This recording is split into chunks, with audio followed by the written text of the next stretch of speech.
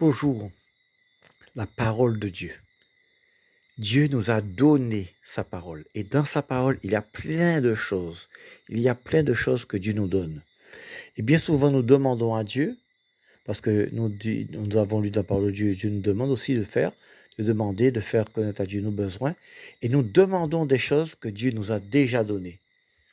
Par exemple, regardez, parce que ce qu'il faudrait à l'enfant de Dieu, c'est de comprendre la parole de Dieu. Et pour la comprendre, il faut la lire.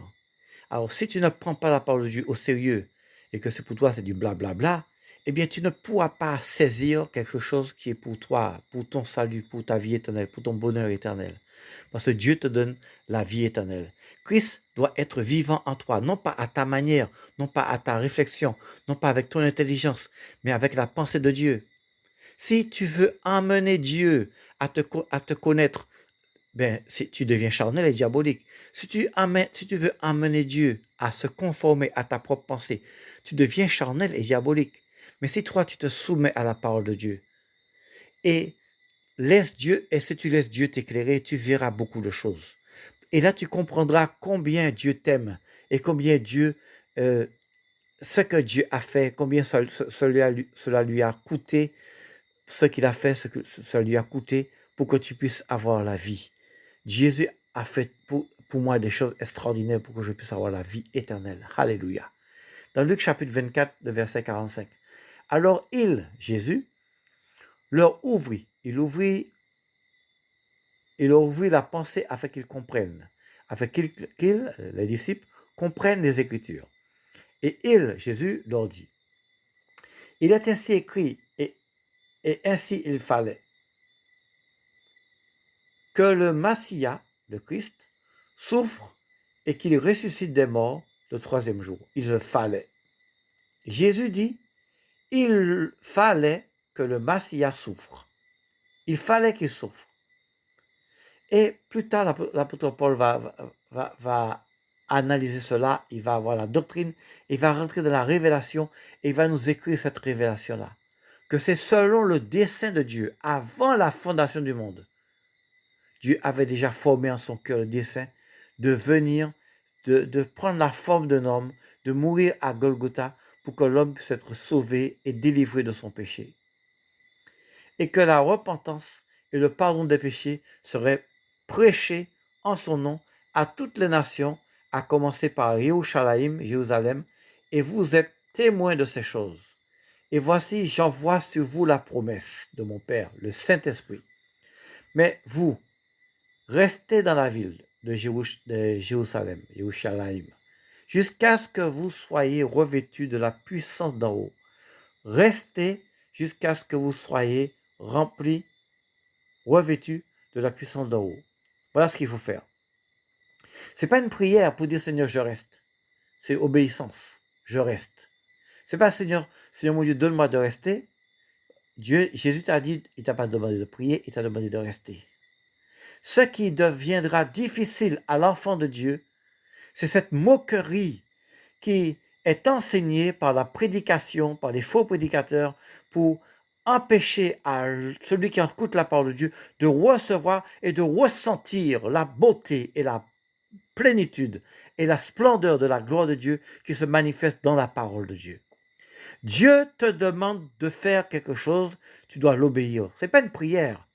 Donc lorsque tu dis Seigneur, envoie-moi ton Esprit Saint, Seigneur, ce n'est pas biblique. Ce n'est pas la parole de Dieu. Ce n'est pas ce que Jésus a dit. Jésus t'a demandé de rester en sa présence. L'apôtre Paul était dans la présence de Dieu, avec des hommes de Dieu, avec ceux qui priaient Dieu, avec ceux qui s'approchaient de Dieu. Et c'est là qu'il a entendu cette parole qui lui a dit, mettez-moi à part Barnabas et Saul. Je me souviens, lorsque je prêchais à Savine-le-Temple, il y avait le pasteur Edmond qui disait, Pierre Éloïle, quand il prêche, il crie après vous. Parce que quand je parle, il y a une autorité qui s'empare de moi. Et je n'ai pas envie de parler doucement, j'ai envie de parler fort. J'ai envie de dire au monde, repentez-vous. Pourquoi? Parce qu'il y a un danger. Il y a un danger que l'homme ne voit pas à cause des mauvais enseignants, à cause de ceux qui ne vivent pas la parole de Dieu, de ceux qui ne ressentent pas la parole de Dieu, de ceux qui ne ressentent pas du fond de leur cœur cette beauté de la parole de Dieu. Quoi, tu vas trouver étonnant que je nomme le nom du frère Edmond, mais l'apôtre Paul a nommé le nom d'Alexandre de Forgeron qui lui a fait beaucoup de mal. Alexandre de Forgeron était vivant, tout le monde le connaissait. Et l'apôtre Paul l'a dénoncé. Il y a des choses que nous devions dénoncer. L'enfant de Dieu, tu dois te lever. J'aurais aimé qu'il y ait parmi nous beaucoup de ceux qui n'ont pas peur de se lever pour le nom de Jésus-Christ. De se lever et de parler haut et fort, de ne pas avoir de timidité, de sortir dans toute la doctrine qui t'éloigne de Jésus pour que tu puisses aller vers Jésus. Toute la doctrine qui t'attire vers l'homme pour aller vers Jésus. Jésus dit aux disciples, mais vous, restez dans la ville de Yerushalayim. Restez dans la ville de Yerushalayim. Ce n'est pas une prière, c'est une obéissance. Donc ils étaient là dans la présence de Dieu, parce que Jésus leur a demandé de le faire, donc ils l'ont fait, donc ils ont obéi. Étant dans l'obéissance, qu'est-ce qui s'est passé? Il a dit, restez jusqu'à ce que vous soyez revêtus de la puissance d'en haut. Et la puissance d'en haut est descendue sur eux en langue de feu. Tous ceux qui étaient timides n'étaient plus timides. Tous ceux qui étaient peureux n'étaient plus peureux. Tous ceux qui étaient dans la crainte n'étaient plus dans la crainte. Il parlait haut et fort et il racontait haut et fort les merveilles de Dieu. Voilà la vie de l'enfant de Dieu. Voilà la vie qui découle dans le cœur de l'enfant de Dieu. Voilà ce que Dieu veut de toi. Voilà ce que Dieu attend de toi. Voilà ce que Dieu voudrait de toi, de ta part. Tu n'as pas besoin de toujours être chapeauté par un pasteur pour ressentir la présence de Dieu. C'est l'obéissance à la parole de Dieu. La Bible est dans ta main. Tout le monde aujourd'hui peut avoir une Bible. Il suffit simplement de la lire et de la comprendre, comme l'eunuque le faisait. Et Dieu a envoyé Philippe vers l'eunuque. Et oui. Et l'eunuque lui dit, mais qu'est-ce que tu es en train de lire? Et l'eunuque dit, mais je suis en train de lire le prophète Ésaïe. Et il est en train de lire, il a été mené comme une brebis muette, comme une muette qu'on mène à la boucherie. Il n'a pas ouvert la bouche. Et là, l'eunuque commence par ce passage pour lui annoncer qu'il s'agissait de Jésus, pour lui annoncer ce que Jésus était venu faire pour lui, pour qu'il puisse être baptisé afin d'être sauvé. Et c'est l'eunuque qui voit de l'eau, il dit, voici de l'eau, qu'est-ce qui empêche que je ne sois baptisé? Et Philippe lui dit, si tu crois, il dit, oui, je crois que Jésus-Christ est le Fils de Dieu. Eh bien, ils sont descendus tous les deux du char et Philippe a baptisé l'eunuque. Dieu a transporté Philippe dans un autre endroit par son Esprit Saint. Pourquoi? Parce que la parole de Jésus a eu son accomplissement. Jésus a tenu parole. Philippe a été revêtu de la puissance d'en haut, comme Jésus avait dit. Pourquoi? Parce que Jésus avait dit à Philippe, reste à Jérusalem, reste dans la ville de Jérusalem, jusqu'à ce que tu sois revêtu de la puissance d'en haut. Et Philippe a obéi à cette parole. Aujourd'hui, enfant de Dieu, toi qui veux servir Dieu, toi qui veux t'éloigner de tout ce que tu as entendu, de tout ce qui t'a troublé, de tout ce qui te donne de croire et de comprendre, de réaliser que je suis quelqu'un qui trouble la parole de Dieu, que quelqu'un qui raconte du blablabla, que quelqu'un qui parle et que mes paroles n'ont pas de sens, mes paroles n'ont pas de force.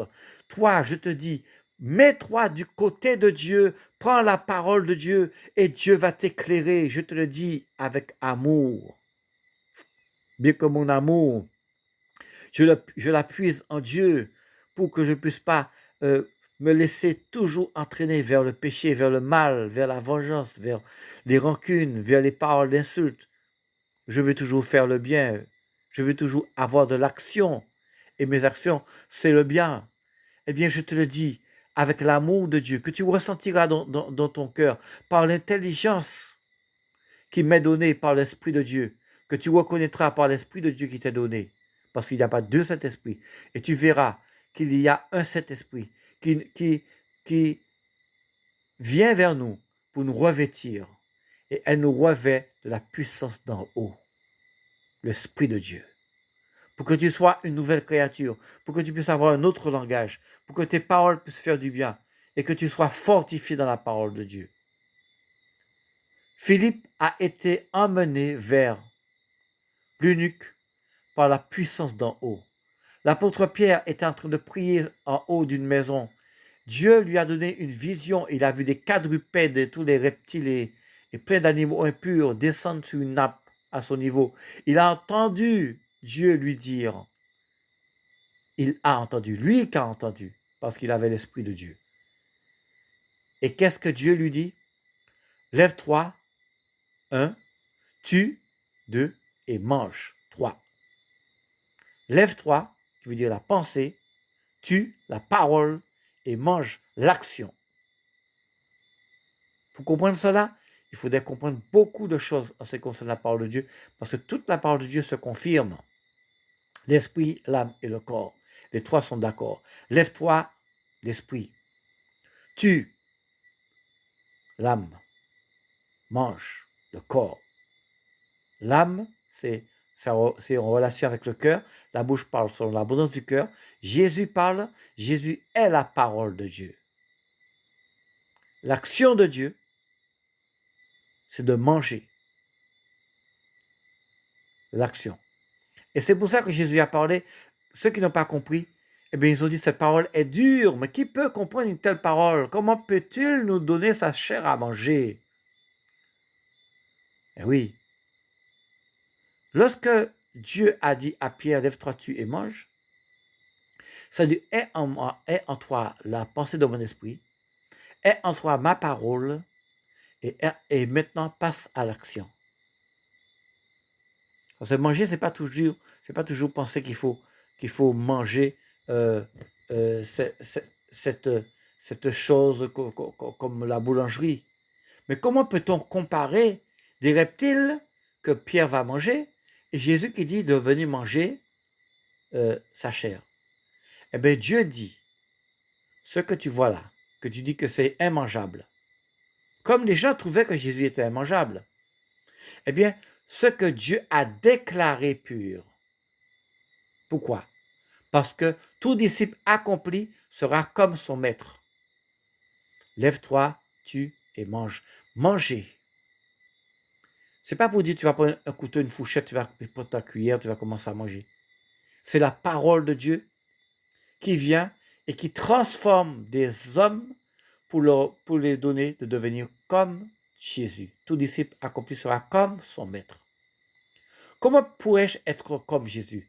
Si tu entends une autre parole, elle est anathème. Cette parole que tu vas entendre maintenant, c'est celle qui vient de Dieu.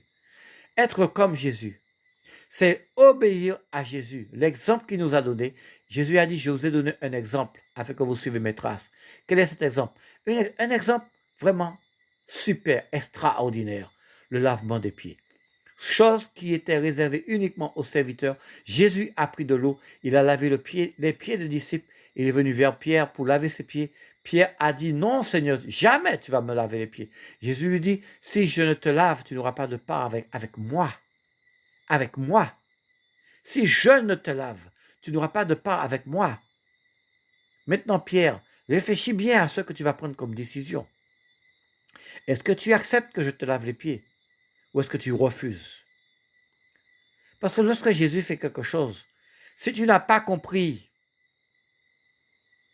Jésus dit, laisse faire maintenant, parce qu'il faut que nous accomplissions ce qui est juste. Il avait dit ça à Jean-Baptiste. Jean-Baptiste a dit, mais c'est moi qui ai besoin d'être baptisé par toi. Pierre lui dit, mais c'est moi qui devrais te laver les pieds. Jésus, ce qu'il fait est juste. Si tu n'as pas compris, demande à Dieu de t'éclairer. Moi, je ne comprends pas. Seigneur, éclaire-moi. Mais comment faire? Reste dans la présence de Dieu. Reste dans la parole de Dieu. Demeurer en parole là. Demeurer en parole là. Ok, béni, béni, béni, parce que Dieu va t'éclairer. Parce que tu demeures dans la parole. Il est important de prendre la parole de Dieu. Bien sûr, tu vas être considéré comme quelqu'un qui est fou. Bien sûr, tu vas être considéré comme quelqu'un qui est imbécile, comme quelqu'un qui est con. On va commencer à t'insulter. Mais tu vas voir la gloire de Dieu. Et tu monteras avec Jésus lorsqu'il reviendra. Parce que tu comprendras des choses que tu as cru comprendre. Et tu vas les comprendre selon Dieu. Pour ton âme, pour ton bonheur. Reste dans la présence de Dieu. Et l'Esprit de Dieu viendra vers toi. Il t'a pas demandé de prier pour dire Seigneur, envoie sur nous ton Saint-Esprit. Ne demande pas quelque chose que Dieu t'a déjà donné. Parce qu'il est écrit dans Joël, en ce temps-là, je répandrai mon esprit sur toute chair. Cette fois, tu l'as déjà reçu. À toi de le recevoir. Que Dieu te bénisse. Gloire à Dieu. Merci mon Dieu pour ta parole que je veux considérer au fond de mon cœur.